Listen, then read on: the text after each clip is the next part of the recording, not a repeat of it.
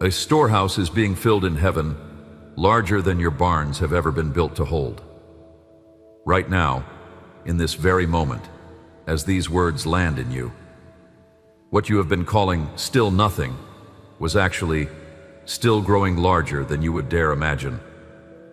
Not the small portion you had braced yourself to accept, not the cautious yield you had begun negotiating with me for in the back of your prayers, not the slim margin of a triumph the comparison voices were sizing up for you.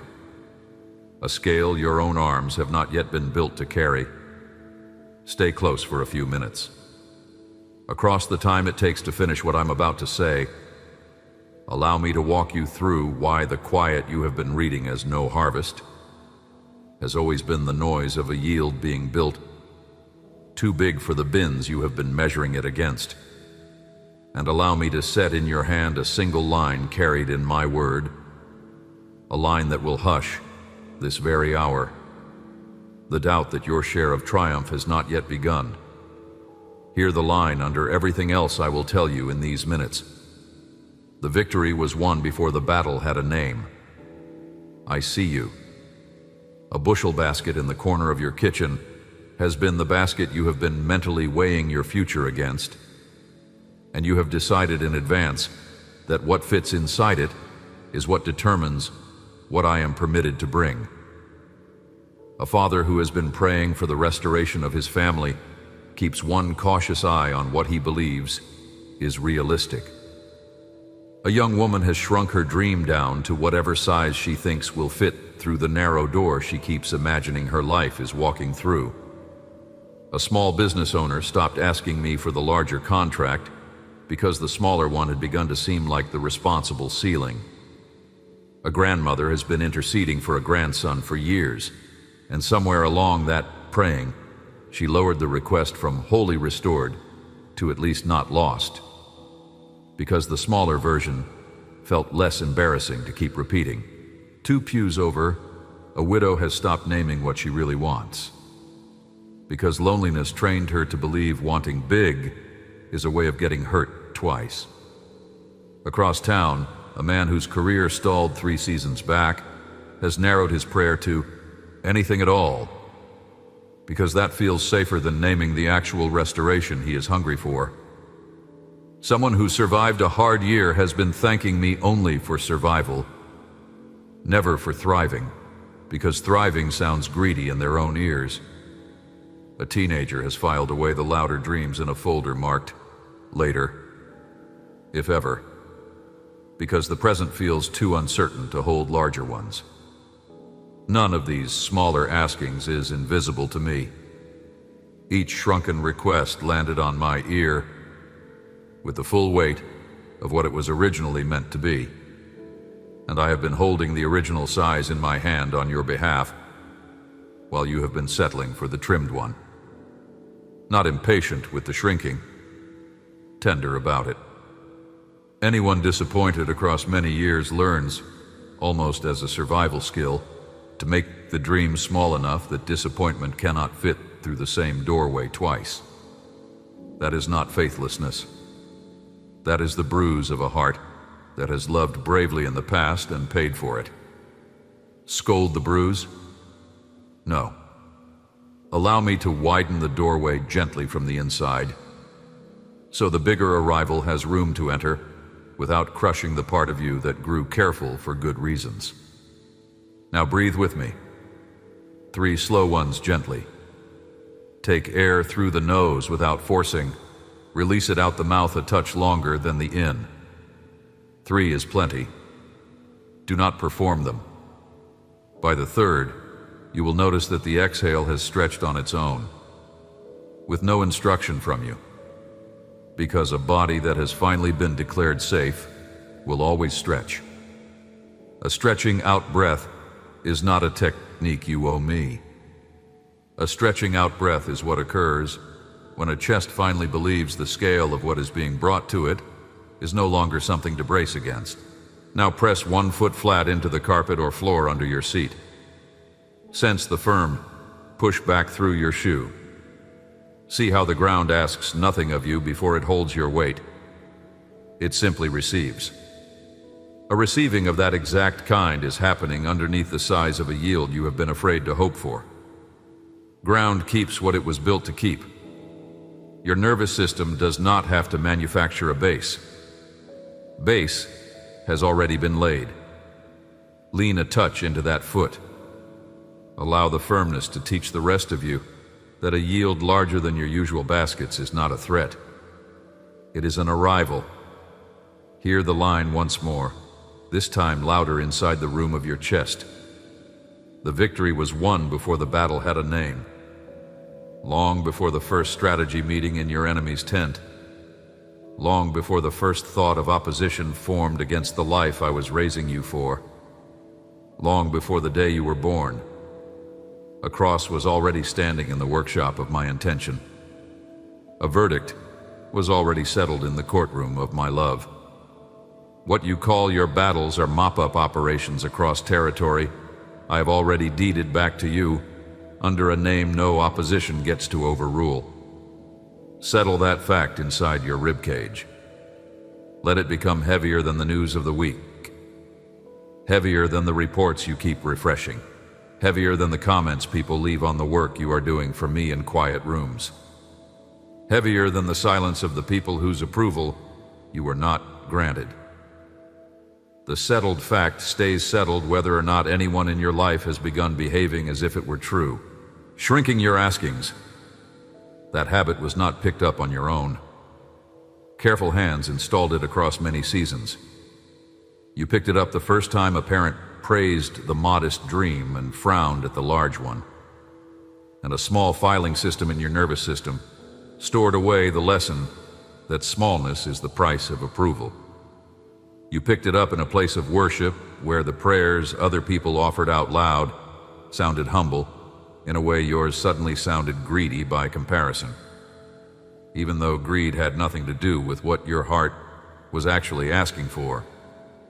You picked it up the season a relationship ended after you had named a larger hope and discovered in the silence afterward that naming the larger hope had somehow felt to the other person like too much weight to live next to.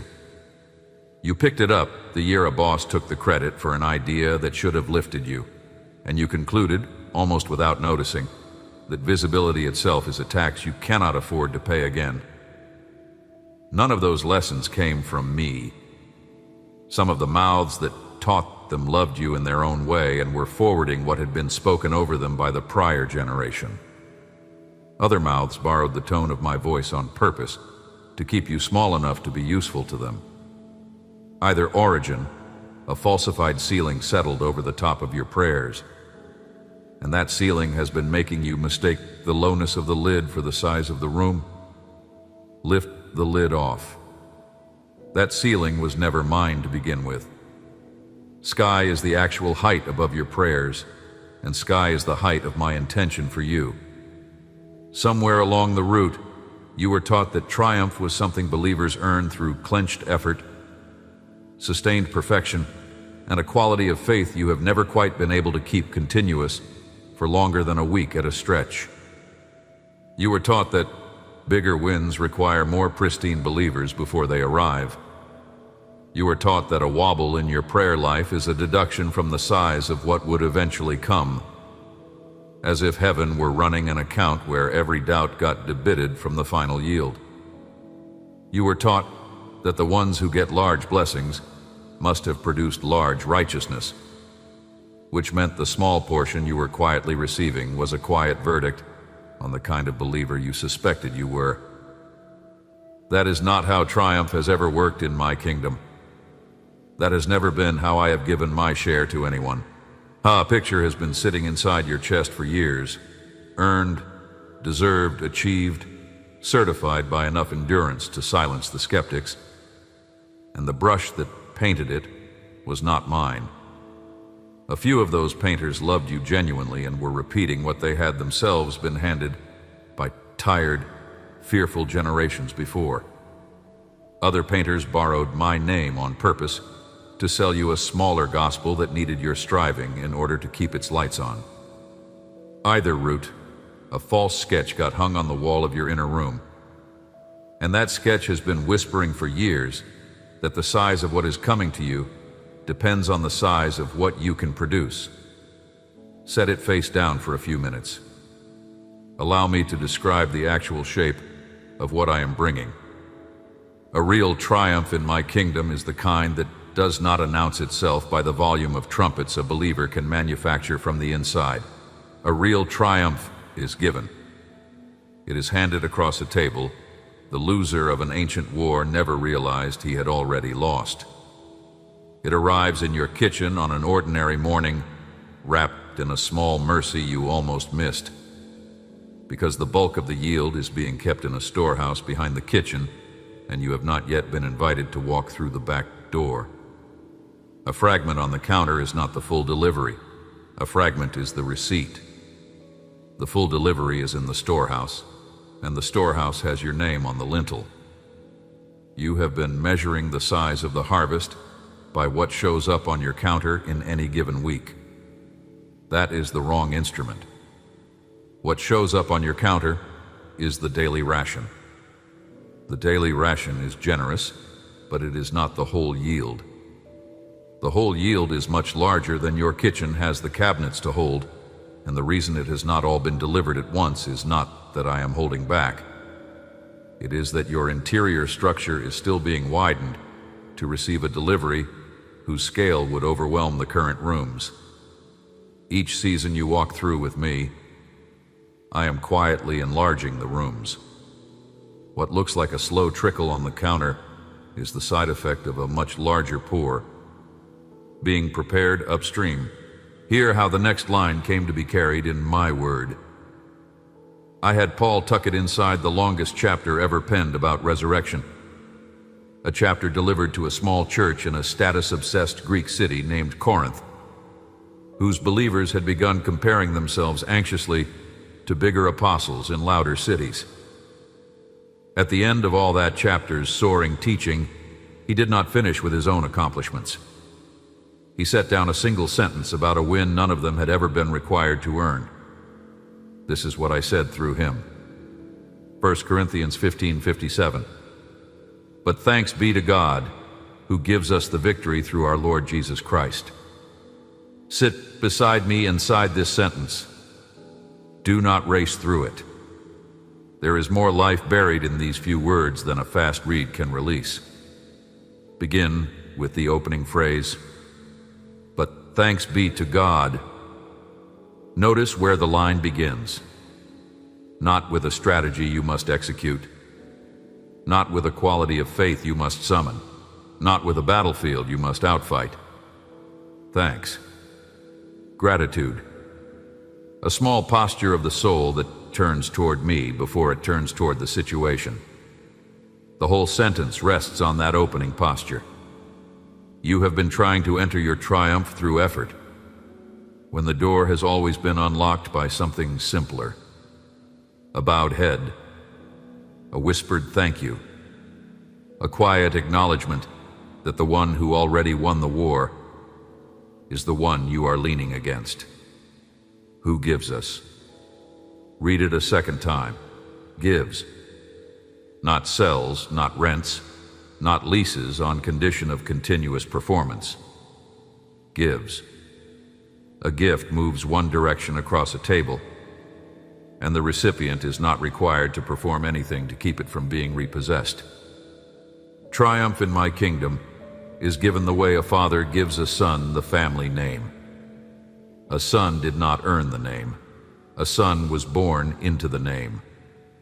You were born into this triumph at the cross, and the gift is in your hand, whether your hand is currently strong or trembling. Us. Hear the small pronoun in the middle of the line. Not me, not them, not the spiritually advanced. Us. The whole household. The tired ones. The wobbly ones. Believers in Corinth who were comparing themselves to each other and feeling smaller for it. You in your chair, on whichever ordinary day this video has reached you. Us includes the whole room. There is no version of us that gets the smaller portion. There is only one portion, and it has been handed out to every member of the household in equal measure: the victory. Two small words that carry more weight than every battlefield report ever written. Not a victory, not partial victories, not a series of conditional wins you can lose by Friday. The victory. A single, decisive, settled, finished outcome of the only war that ultimately mattered.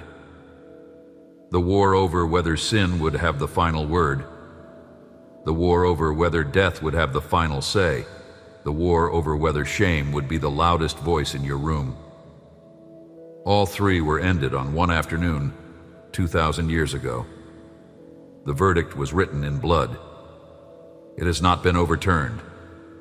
It will not be overturned. Through our Lord Jesus Christ, here where the gift travels. Not through your willpower, not through your bank account, not through your perfect performance of a holiness you have never quite managed. Through Him. A conduit of the entire gift is the Son who stood in your place. You do not have to invent the conduit.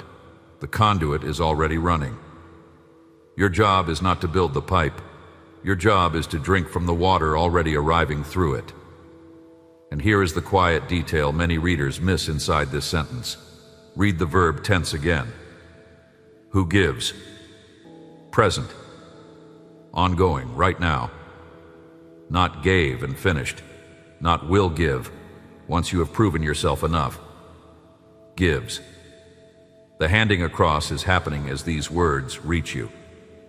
It is in motion in the room you are sitting in, not a memory. Not a future event you are still waiting for. It is the daily handing across that has been arriving in fragments to your kitchen counter for years, with the full storehouse still waiting just behind the wall. There is another line I have written elsewhere in my word, through that same apostle in a different letter, about being more than conquerors through the one who has loved you. Hold that line alongside the sentence about gratitude. Your status was set in heaven before any fight was named on earth. A crown was already on the table before any chair was pulled out.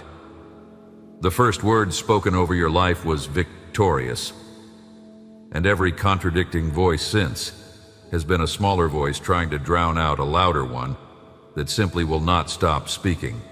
Circle back for a breath to what I told you at the beginning of these words. I said, the quiet you have been reading as no harvest has always been the noise of a yield being built too big for the bins you have been measuring it against. Here is why. Because a yield that fit inside the basket you are currently holding would be a yield you could mistake for your own doing. A yield that overflows the basket, that breaks the rim, that requires a wheelbarrow, that asks the neighbors to come and help carry, is a yield no one in the room can mistake for anything other than mine. Your portion has not arrived in one tidy package because the package itself is being built larger than the rooms you've been trying to fit it into. The package is on its way. Your rooms are being widened, so the package does not have to be trimmed to enter. When this message is reaching a place inside you that had stopped asking big, drop one word into the comments, victory. Let it sit there as a small flag staked into the ground of a soul that has finally stopped negotiating me down to the size of its old disappointments. Above this video, you will find 7 brief letters held in the pinned space. One to greet each of your coming 7 mornings, dropped into your inbox the moment a small yes opens the door. Receive them. So here is something small you can take with you through the days ahead. Whenever the comparison voice arrives to shrink the size of your asking, and it will because that voice has been your roommate for years, pause and put one quiet question to it before doing anything else. What if the basket I have been using to measure my yield was never the right basket? That is the whole exercise, not a doctrine. A simple recalibration of the instrument you have been using to size your own life. One layer under that question, when you have room for it. After the asking, refuse the urge to immediately trim the dream back down to whatever felt comfortable an hour ago. Sit with the bigger possibility for one extra breath. Most of you will rush past the relief because relief on that scale is unfamiliar territory. Linger in the unfamiliar territory. Allow your shoulders to sense that my storehouse is larger than your kitchen. Allow your jaw to ease around the chance that what I have stored up for you matches the size of my love, not the size of your old disappointments. A gentler layer under that, more like a small bow than an instruction. Whenever you notice a fragment arriving on the counter, an unexpected kindness, a quiet door that opened, a problem that loosened with no effort from you, a season that tilted slightly toward you, do not write it off as luck. Whisper this back to me in whichever voice you can manage. This is the receipt, not the delivery. That single phrase is a whole posture. It trains your eye to read small mercies as previews of a much bigger arrival, instead of consuming the fragment as if it were the whole meal. Most of my deliveries arrive in receipts first. The full meal comes after the receipt has been honored. Try this once, and very little inside you may seem to budge. Try it 10 times, and the comparison voice may still feel intact. A nervous system trained for years to shrink does not relax in an afternoon. By the 30th round, however, watch for a small change. The comparison will arrive less sharply, and relief from the larger possibility will sit longer in your chest before being swept away. By the 50th round, catch yourself naming a request out loud at its original size, without first trimming it down to what feels socially acceptable. By the 100th round, glance at the inside of you and discover that you have begun asking me for the actual shape of what your heart wants, without the apology you used to staple to the front of every prayer. If a parent listening here has been quietly praying for a wayward child, but lowered the request down to, at least, let them stay alive, hear me. You do not have to keep the smaller version. Restore the original. The original was wholly restored, and the original is what I have already been working on in rooms of that child's life you cannot see. Lift the lid off the smaller prayer. Let the bigger one come out of hiding. A lifted lid does not require you to feel certain. A lifted lid only requires you to stop holding the lid down. Should your career have stalled long enough that you began trimming your professional dream down to what feels responsible, hear this. Responsibility is not a synonym for smallness. Work I have prepared for you fits the actual shape of who you are, not the trimmed shape your fear has been carving you into. Restore the original size of the work prayer. Allow me to bring the full version. The full version may take a route through doors you have not yet noticed, or doors at all. Suppose you are a widow, or a single one, whose hope of being loved has been quietly downgraded to, at least not alone forever. Hear this also. Your original hope was good. Your original hope was permitted. Your original hope is still in the air above your prayer chair, waiting for you to invite it back inside. I do not promise outcomes on a timeline of your choosing, but I do promise this. My love for you is not negotiated downward by your loneliness. Its original size is enormous. When anyone hearing this is in a body that has been ill for a long stretch, and you trimmed the healing prayer down to just less pain, because asking for full healing felt like setting yourself up to be wounded by hope again, hear me carefully. You are not required to keep the trimmed version. Lift the lid off the smaller asking, let the bigger one breathe again. Whether the full healing arrives in this life or in the next, what I have for you is whole, and the whole is the version held in the storehouse with your name on it. You do not have to know the timing in order to allow the size to be restored. Plenty has its own quiet variety of shrinking. If you are reading this from a season of abundance and suspect, the message is not for you because your counter looks full. Shrinking inside plenty is the slow forgetting that the supply was ever mine to begin with.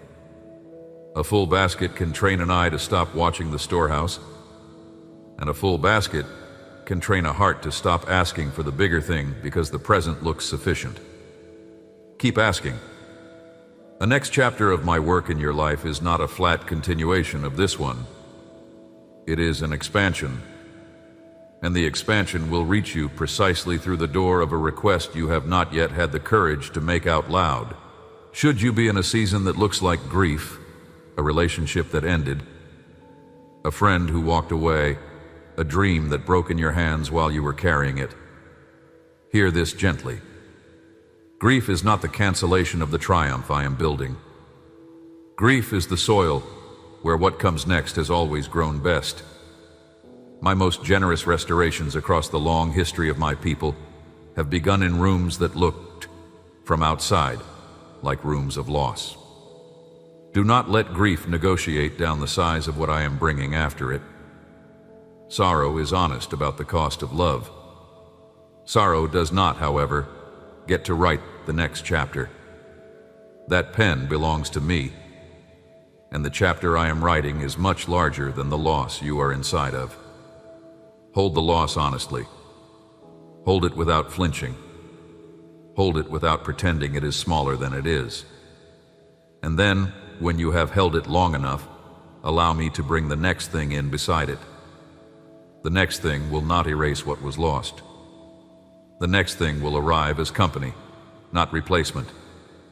The next thing is being assembled in rooms you cannot see, and it is being assembled at the size of my love for you, not at the size of your grief. There is a small picture from my word worth setting beside you here. An ancient siege.